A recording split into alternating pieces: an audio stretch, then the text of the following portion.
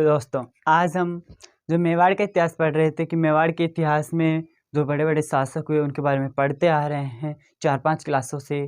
तो आज हम मेवाड़ में एक और नया बड़ा शासक पढ़ रहे थे। कल हमने देखा था कि राणा सांगा का किस प्रकार से राज्याभिषेक होता है, किस प्रकार से राजा बन पाता है। अब बात करें कि जो शुरुआती समय में क्या युद्ध करते हैं जो हमारे राणा सांगा है, मुख्यतः उनके द्वारा 4 युद्ध किए जाते हैं। मुख्यतः कितने 4 युद्ध किए जाते हैं राणा सांगा के द्वारा। पहला होता है बाड़ी का युद्ध, फिर खातौली का करते हैं, फिर बयाना का युद्ध करते हैं, लास्ट में खानवा के युद्ध में क्या होते हैं, उनके जो सैनिक होते हैं उनके विश्वासघात के कारण क्या कर दिया जाता है, जो हमारे राणा सांगा है उनकी क्या हो जाती है, हत्या हो जाती है या उनको मार दिया जाता है। अब बात करें कि उनके युद्धों की, तो सबसे पहले जो हमारे दिल्ली का सुल्तान है इब्राहिम लोदी, उसके खिलाफ क्या करते हैं, वो युद्ध करते हैं। किसके खिलाफ? इब्राहिम लोदी के खिलाफ युद्ध करते हैं और इब्राहिम लोदी को क्या करते हैं, बुरी तरह से परास्त कर देते हैं कि तहस नहस कर देते हैं कि दोबारा उसकी औकात नहीं होती कि वो मेवाड़ पे क्या करे, आक्रमण कर सके। सही बात है, क्योंकि वो कितने वीर योद्धा थे उस समय के कि वो दिल्ली पे शासन करना चाहते थे। कौन? राणा सांगा। तो राणा सांगा के बारे में थोड़ी और बात करते हैं, आगे चलते हैं। राणा सांगा, इसे ही संग्राम सिंह भी कहा जाता है, राणा संग्राम सिंह भी कहते हैं इसको। सही। तो एक तरफ दिल्ली का शासक इब्राहिम लोदी और दूसरी तरफ बाबर आएगा। बाबर को बुलाना, आमंत्रित करना, ये सारी बातें करेंगे कि बाबर भारत में आता कैसे है, 1526 में पानीपत का युद्ध क्यों कैसे लड़ा जाता है और फिर मुगल साम्राज्य की स्थापना किस प्रकार भारत में की जाती है, इसके बारे में सारा देखेंगे। अभी देखो सामने कि जो दिल्ली का सुल्तान है इस समय कौन, जो हमारे राणा सांगा है, इनके समय में दिल्ली का सुल्तान कौन है, इब्राहिम लोदी। इब्राहिम लोधी हमारे मेवाड़ का है, मेवाड़ का शासक इस समय है राणा सांगा। मेवाड़ का राणा सांगा, दिल्ली का इब्राहिम लोधी सेनापति है। इसके बाद में बात करें आगे कि दोनों के मध्य युद्ध कौन कौन से होते हैं। एक युद्ध होता है बाड़ी का,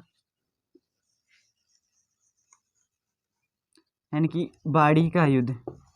बाड़ी का युद्ध यह हो गया 1517-18 में। सही, यानी कि 17-18 में कौन सा बाड़ी का युद्ध होता है, इब्राहिम लोदी और हमारे राणा सांगा के मध्य। इसके बाद में एक और युद्ध होता है इन दोनों के मध्य। पहले युद्ध का बदला लेने के लिए वापस कौन आ जाता है, इब्राहिम लोदी। कहाँ? मेवाड़ में युद्ध करने आ जाता है राणा सांगा से। ये पता नहीं था कि राणा सांगा इस बार भी क्या है, बुरी तरह से परास्त कर देंगे उसको। तो इन्होंने क्या किया, दूसरा युद्ध लड़ा, खातौली। खातौली का युद्ध ये होता है 1518 ईस्वी में। समझ में आया दोनों युद्ध? पहला युद्ध हुआ बाड़ी का युद्ध, दूसरा हुआ खातौली का युद्ध। इब्राहिम लोदी क्या होता है, दोनों युद्धों में पराजित होता है, यानी कि दोनों में विजय किसकी हुई, राणा सांगा की क्या हो जाती है, विजय हो जाती है। इससे बाद में इब्राहिम लोदी की औकात नहीं हुई कि वो मेवाड़ पे क्या करे, आक्रमण कर सके। इसलिए क्या हुआ कि इब्राहिम लोदी ने मेवाड़ की ओर देखना ही बंद कर दिया कि मैं मेवाड़ पे आक्रमण नहीं कर सकता। क्यों नहीं कर सकता? क्योंकि फिर से हारूंगा इससे। ये एक वीर योद्धा है, मेवाड़ के राजस्थान में वीर सूरमा हुए हैं, उनमें से एक है राणा सांगा। तो क्या है कि इब्राहिम लोदी छोड़ देता है सपना देखना है कि मैं क्या करूं, मेवाड़ पर आक्रमण करूं। अब बात करें कि जो 1526 में एक महत्वपूर्ण युद्ध हो जाता है हमारा पानीपत का। पानीपत का महत्वपूर्ण युद्ध क्यों है? क्योंकि वो विश्व विख्यात एक ही युद्ध है। उसके बाद में हमारे भारत में क्या हो गई थी, मुगलों की जो मुगल साम्राज्य वो स्थापित हो गया और लोधी वंश क्या होता है, समाप्त होता है। इसलिए वो महत्वपूर्ण एक युद्ध बन जाता है। कौन सा? पानीपत का प्रथम युद्ध। द्वितीय भी होगा, द्वितीय युद्ध होगा अकबर और हेमू के मध्य, उसमें अकबर की विजय होती है। तो बात करते हैं आज पानीपत के युद्ध की, संपूर्ण घटना की बात करते हैं। ये दोनों युद्ध याद रखना कि इब्राहिम लोदी के खिलाफ हमारे राणा सांगा ने कौन कौन से युद्ध लड़े थे। एक तो लड़ा बाड़ी का युद्ध और एक खानवा का युद्ध। क्लियर? बाड़ी का युद्ध लड़ते हैं 1518 1718 में, और कातोली का युद्ध लड़ते हैं 1518 में। दोनों में विजय हमारे राणा सांगा की ही होती है। आज बात करें पानीपत का युद्ध होता है 21 अप्रैल 1526। इससे पहले पीछे की घटना में चले कि बाबर आया कैसे भारत आएगा, उसके बाद में कौन सा युद्ध होगा, पानीपत का युद्ध होगा या नहीं। तो भारत आने का कारण कैसे है, एक तरफ फिर से अपना दिल्ली का सुल्तान ले लेते हैं, कौन, इब्राहिम लोधी।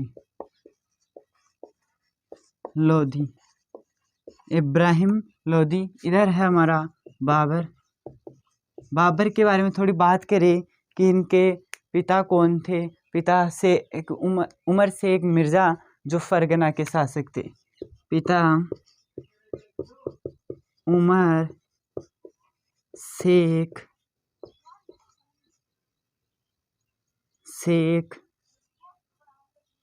मिर्जा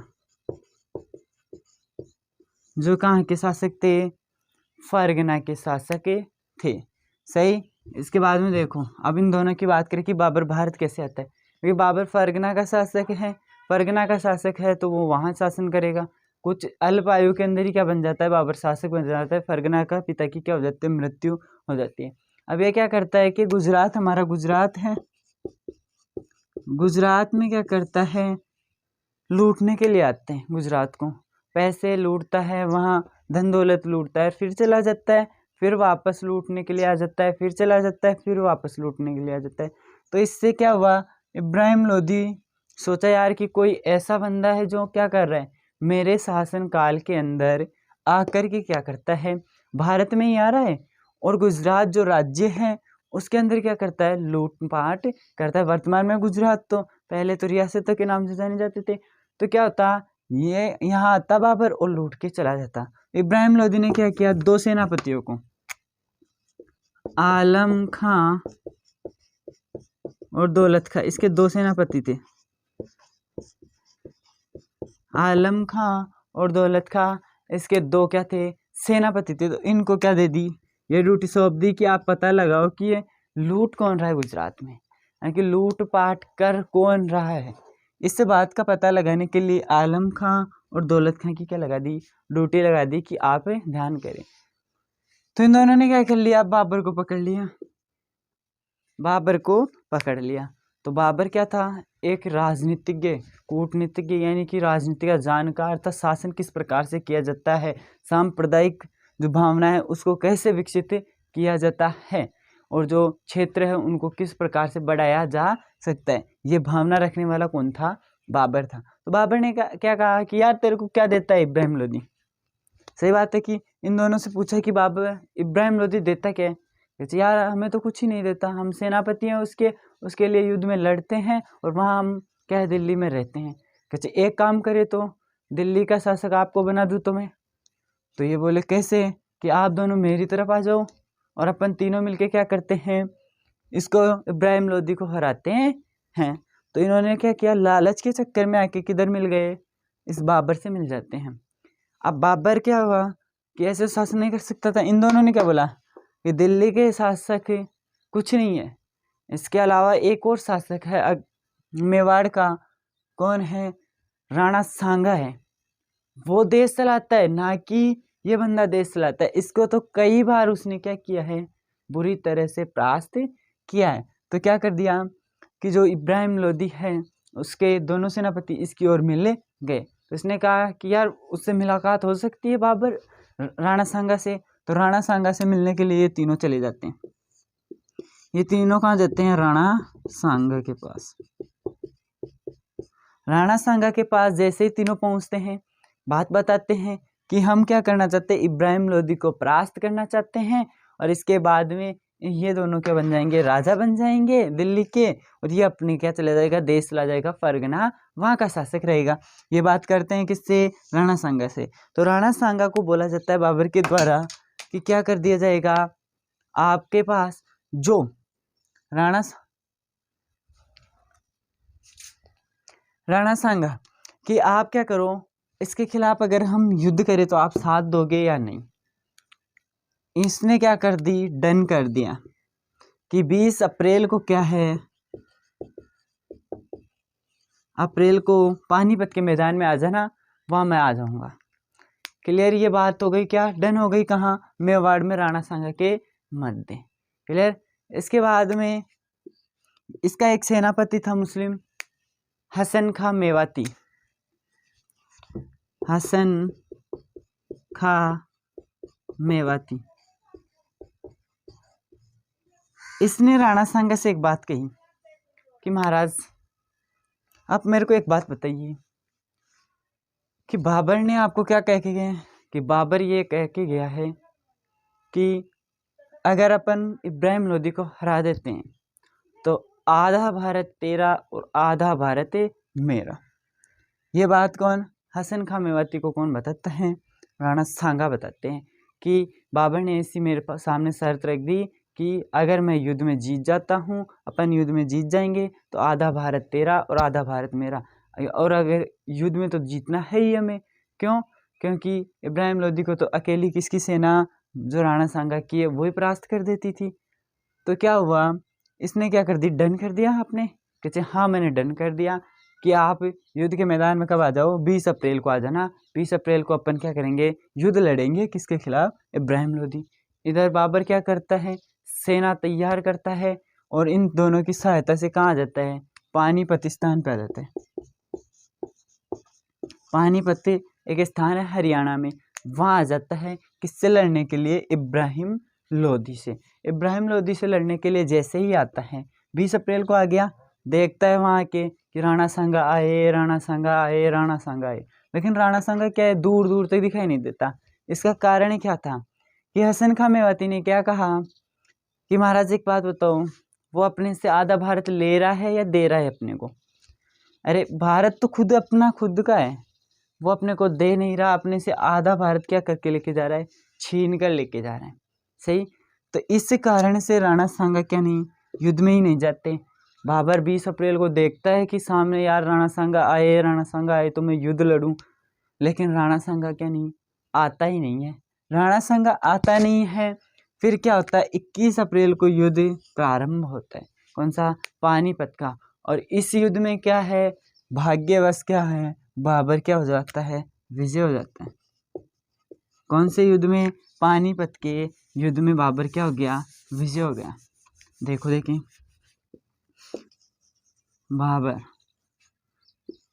पानीपत का प्रथम युद्ध, पानीपत का प्रथम युद्ध कब हुआ, 21 अप्रैल 1526 को। पानीपत का क्या होता है, प्रथम युद्ध होता है। क्लियर बात, इसमें विजय होती है बाबर की। सही, इसके बाद में क्या होता है, जो 21 अप्रैल 1526 है, 1526 में इसमें भारत में मुगल साम्राज्य की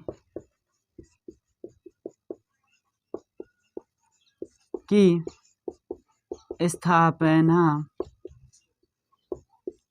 हो जाती है। किसकी, मुगल साम्राज्य की स्थापना कब हो जाती है, 1526 में भारत में मुगल साम्राज्य की स्थापना हो जाती है, संस्थापक बाबर बनते हैं। अब इसके आगे की घटना देखें कि आगे क्या होगा। बाबर को किसने आश्वासन दिया था, जो हमारे राणा सांगा थे, उसने आश्वासन दिया कि मैं तेरा पानीपत के युद्ध में क्या दूंगा, साथ दूंगा, लेकिन साथ नहीं देता। अब करता क्या है, मैसेज भिजवाता है कहाँ, मेवाड़, क्योंकि अब तो दिल्ली का सम्राट बन गया ना, तो मैसेज भिजवाता है कहाँ, मेवाड़, कि मैं युद्ध करूंगा आपसे। राणा सांगा क्या बोलता है कि यार हमारे राजपूतों का तो गहना है, क्या युद्ध करना, तू जब जी करे तेरा उस समय आ जाना, क्या लेके, सेना लेके, मैं तेरे को रौंद के भेज दूंगा वापस। तो अब बाबर 2 युद्ध लड़ेगा मुख्य थे, एक 1527, एक 1528। 1527 बयाना का युद्ध, 1528 में खानवा का युद्ध। बयाना के युद्ध में क्या करते हैं, जो राणा सांगा है, कौन, राणा सांगा, इतनी बुरी तरह से परास्त करते हैं इसको कि ये याद रखता है बहुत बुरी तरह से, क्योंकि खुद बाबर इस युद्ध में भी नहीं आता। इस युद्ध में दो अपने सेनापतियों को भेजता है, मेहंदी खां और हसन खां को भेजता है। सॉरी, मेहंदी खां और इश्क खां को क्या करता है, इस युद्ध में भेजता है बयाना के युद्ध में। बयाना भरतपुर में है। एक यही बंदा है जो अपने घर से बाहर लड़ रहा है, अपने घर को तो बचा ही रखा है, लेकिन अपने घर के साथ साथ पड़ोसी जो मुल्क है उस पर भी क्या करना चाहता है, अधिकार करना चाहता है। तो कल अपन अगली क्लास में बयाना और खानवा के युद्ध का पूरा निचोड़ निकालेंगे, किस प्रकार से बयाना और खानवा के युद्ध में बाबर एक में पराजित होता है, एक में हमारे राणा सांगा पराजित हो जाते हैं, और राणा सांगा की किस प्रकार से मृत्यु उसके विश्वास जो पात्र सेनापति थे जिस पे वो ज़्यादा से ज़्यादा क्या करता था, विश्वास करता था, उनके साथ कर दी जाती